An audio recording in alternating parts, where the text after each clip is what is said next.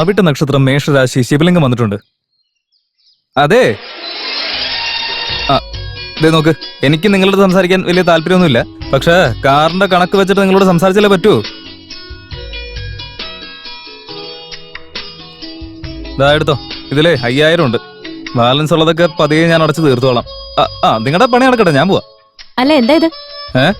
Car വാങ്ങാനായിട്ട് എനിക്കൊരു 15,000 തന്നിരുന്നില്ലേ? അതിൽ 5000 ആണ് ഇപ്പൊ തന്നത്.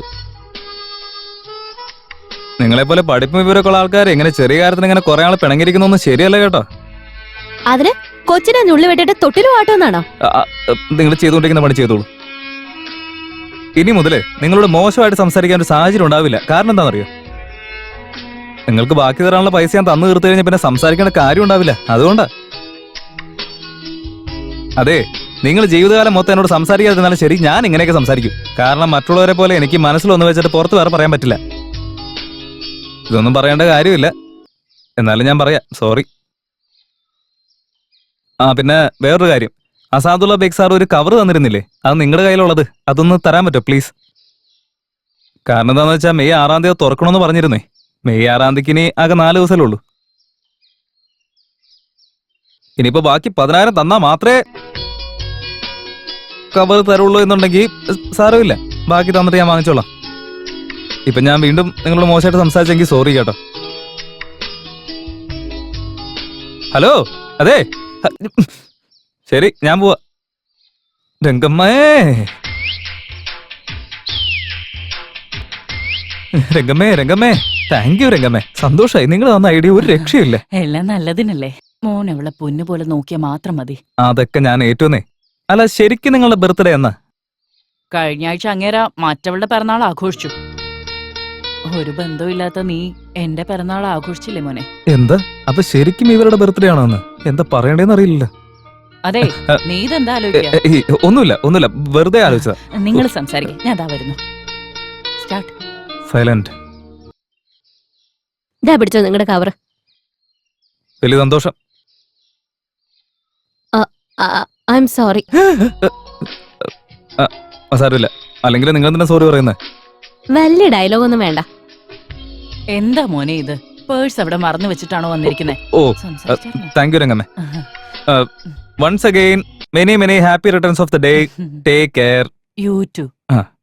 അതും പഠിപ്പിച്ചെന്ന ഇവൻ തന്നെയാ.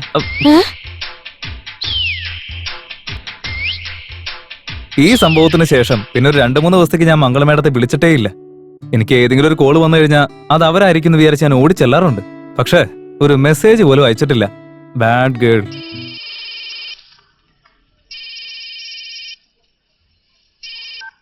ഹലോ, ഞാനാ മംഗളെ. ഓ, നിങ്ങളായിരുന്നു? ഒന്ന് നിക്കേട്ടാ. പറഞ്ഞോളൂ. അത് പിന്നെ എനിക്ക് നിങ്ങളുടെ അടുത്തൊന്ന് സംസാരിക്കണം. എന്റെ അടുത്തോ? പറഞ്ഞോളൂ. ഫോണിൽ കൂടെയല്ല, നേരിട്ട് വേണം. നേരിട്ടോ? അത് പിന്നെ ഒരു മിനിറ്റ്. എന്താന്ന് വെച്ചാ ഞാൻ കുറച്ച് പ്രധാനപ്പെട്ട ജോലി ചെയ്തോണ്ടിരിക്കുക. തിരക്കാണെങ്കി വേണമെന്നില്ല. അല്ല, അത്ര തിരക്കുള്ള കാര്യമൊന്നുമല്ല എന്ന് കരുതി ഞാൻ അത്രയ്ക്ക് ഫ്രീയും അല്ല എന്റെ പൊന്നിയേട്ടാ. എന്നാലും ഫ്രീ ആയിട്ട് വരാൻ നോക്കാം ഞാൻ. ശരി, നാളെ ഗുരു ഹോട്ടലിൽ 6 മണിക്ക്. ഗുരു ഹോട്ടൽ വേണ്ടെന്നേ. ഈ റേഷൻ കടയിൽ അരി വാങ്ങിക്കാൻ ക്യൂ നിൽക്കുന്ന പോലത്തെ അവസ്ഥ അവിടെ. മതിച്ചേണ്ട കടയിൽ പോയല്ലോ.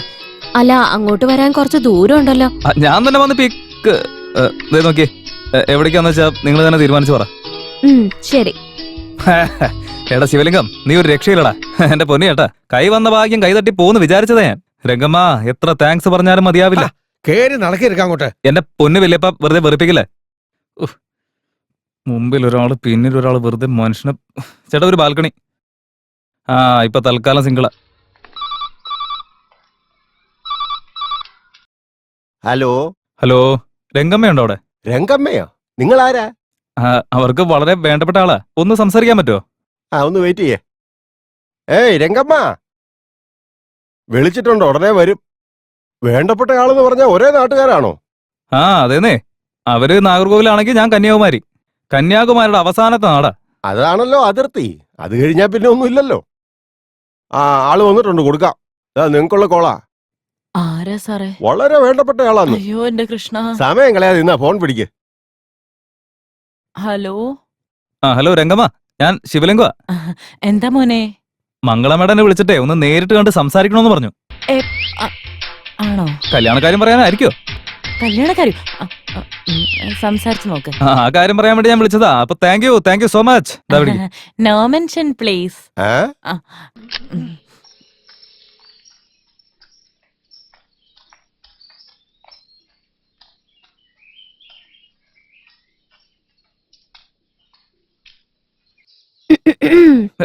നമസ്കാരം. ഹായ്. വന്നിട്ട് കൊറേ സമയമായോ? അധിക സമയമായിട്ടില്ല. നിങ്ങളെല്ലാം പറഞ്ഞ 6 മണിക്ക് വന്നാൽ മതിയെന്ന്. സോറി, ബസ്സിൽ വന്നോണ്ട് കുറച്ച് ലേറ്റ് ആയി. ഇല്ല, അതൊന്നും സാരമില്ല. വാ, നമുക്ക് കാറിൽ സംസാരിച്ചാ പോരെ. അതിന്റെ ആവശ്യമൊന്നുമില്ല. അഹങ്കാരം കണ്ടില്ല. കല്യാണം കഴിയട്ടെ, ഞാൻ കാണിച്ചു തരാം. ശരി. എന്തോ പ്രധാനപ്പെട്ട കാര്യം നേരിട്ടുണ്ട് പറയാനെന്ന് പറഞ്ഞില്ലേ? എന്താണ്? നിങ്ങളുടെ അടുത്ത് കുറച്ച് റൂഡായിട്ട് ബിഹേവ് ചെയ്ത് പോയി. സോറി. കുഴപ്പമില്ലല്ലോ. മുളച്ചു വന്ന കൊമ്പ് താനെ താണുപോയല്ലോ. അതൊന്നും സാരമില്ല. നമ്മളൊക്കെ മനുഷ്യന്മാരല്ലേ.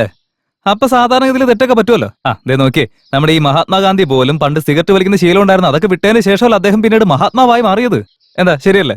ഇപ്പൊ അതൊക്കെ ഇവിടെ പറയേണ്ട കാര്യം എന്താ? അല്ല, അത് പിന്നെ ഒരു ഫ്ലോയിൽ പറഞ്ഞു പോയതാ. പറയാനുള്ളത് പറയ്. ഇവിടെ നോക്ക്, നീ പറഞ്ഞ കാര്യം ഞാനൊന്ന് ആലോചിച്ചായിരുന്നു. അതൊക്കെ അങ്ങനെയാണല്ലോ. ദേ നോക്കിയേ, ഈ പെമ്പിള്ളേരുടെ അടുത്ത് ആമ്പിള്ളേർക്ക് സംസാരിക്കാനേ ചെറിയൊരു പേടിയൊക്കെ ഉണ്ടാവും. വായെന്നൊരു അക്ഷരം പോലും വരില്ല. അതൊക്കെ എല്ലാവരുടെ അവസ്ഥ അങ്ങനെയാ. ഈ കല്യാണം അത്ര നിസ്സാര കാര്യമല്ലല്ലോ. വഴി കിടക്കുന്ന മുള്ളെടുത്ത് കണ്ണി കുത്തുന്ന പോലെയല്ലേ. അതുകൊണ്ട് ആലോചിച്ചാലല്ലേ പറ്റുള്ളൂ. എന്റെ ഈശ്വരാ. എന്നിട്ട് എന്താ തീരുമാനം എടുത്തേ? ഞാൻ എടുക്കുന്ന തീരുമാനം എപ്പോഴും ശരിയായിരിക്കണമെന്ന് ആഗ്രഹിക്കുന്നത്. അങ്ങനെ തന്നെയാണ് വേണ്ടത്. ഈ ഞാനും അങ്ങനെ തന്നെയാണ്. ഒരിക്കലും തെറ്റായിട്ടുള്ള തീരുമാനം എടുക്കത്തേയില്ല. പൊന്നു പോലെ നോക്ക് നിങ്ങൾ. അങ്ങനെയാണെങ്കിൽ ഈ കീറിപ്പോയ 500 രൂപ തിരിച്ചെടുത്തിട്ട് നീ അതൊന്ന് മാറ്റിത്തരും.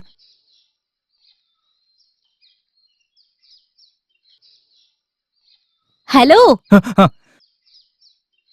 നീ എനിക്ക് തന്ന 5000 രൂപയില് ഈ 500 മാത്രം ആരും എടുത്തില്ല. ഫോണിൽ കൂടെ നിനക്കിത് മാറ്റിത്തരാനായിട്ട് പറ്റില്ലല്ലോ. അതാ നിന്നോട് നേരിട്ട് വരാൻ പറഞ്ഞ.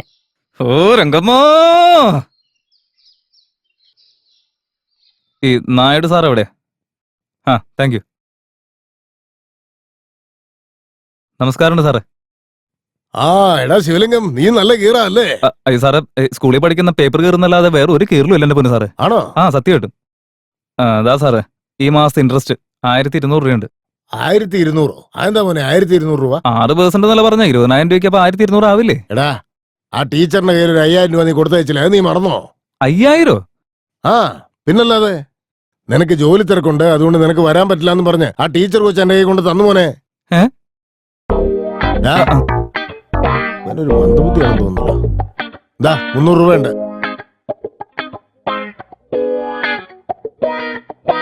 എന്താടാ, എന്താ പറ്റിയേ? ഈ തലയുടെ പിരിവട്ടൊക്കെ മാറാൻ എന്തടിച്ചാലും സാറേ കറക്റ്റ് ആയിരിക്കും. ഈ പെക്കെടുത്ത് അടിച്ചോ.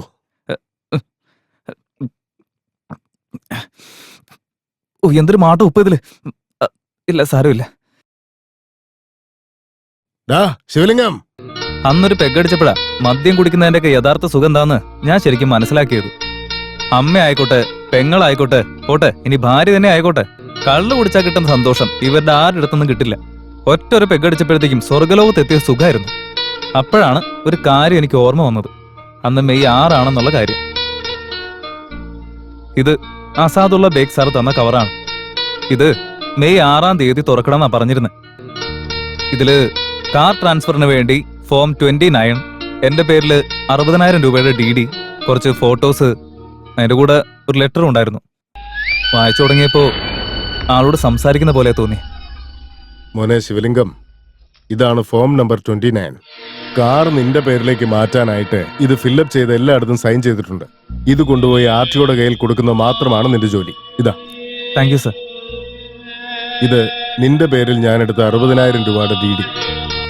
സർ, ഇന്ന് മെയ് 6 എന്റെ ബർത്ത്ഡേ.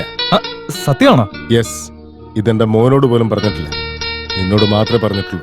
Happy birthday sir. ഈശ്വരൻ നല്ലതേ വരുത്തൂ. സാറിന് 100 വർഷത്തെ ആയുസുണ്ട്. Thank you.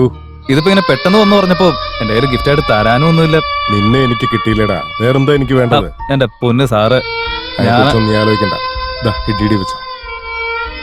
അല്ല, അതെ, എന്റെ പേരിൽ ഈ 60,000 രൂപയുടെ DD ഒക്കെ എന്തിനാ? കാറ് വാങ്ങാൻ നീ എനിക്ക് തന്ന ക്യാഷ്. അതെനിക്കറിയാവുന്ന കാര്യമല്ലേ. എന്നാൽ ഈ DD എന്തിനാ? എന്റെ വൈഫ് അവളുടെ ബർത്ത്ഡേ ഉണ്ടെന്ന് ആർക്കെങ്കിലും ഒക്കെ ഗിഫ്റ്റ് കൊടുക്കും. അവള് മരിച്ചു കഴിഞ്ഞപ്പോ ഞാനും അത് കണ്ടിന്യൂ ചെയ്യുന്നു. എന്ന് പറഞ്ഞ ഇന്നെന്റെ പിറന്നാളല്ലേ, അതുകൊണ്ട് എന്റെ കാർ ഞാൻ നിനക്ക് ഗിഫ്റ്റ് ആയിട്ട് തരാം. ആ ലെറ്റർ വായിച്ചു തീർന്നപ്പോ അത്ഭുതം കൊണ്ട് ഞാനങ്ങ് ഇല്ലാതായിപ്പോയി. അന്ന് മെയ് 6 അദ്ദേഹത്തിന്റെ ജന്മദിവസം. 100 വർഷം അദ്ദേഹം ജീവിക്കണമെന്ന് ഞാൻ ആഗ്രഹിച്ചു. പക്ഷെ ആ പുണ്യാത്മാവ് 60 വയസ്സ് പോലും തികയ്ക്കാതെ ഞങ്ങൾ വിട്ടുപോയി.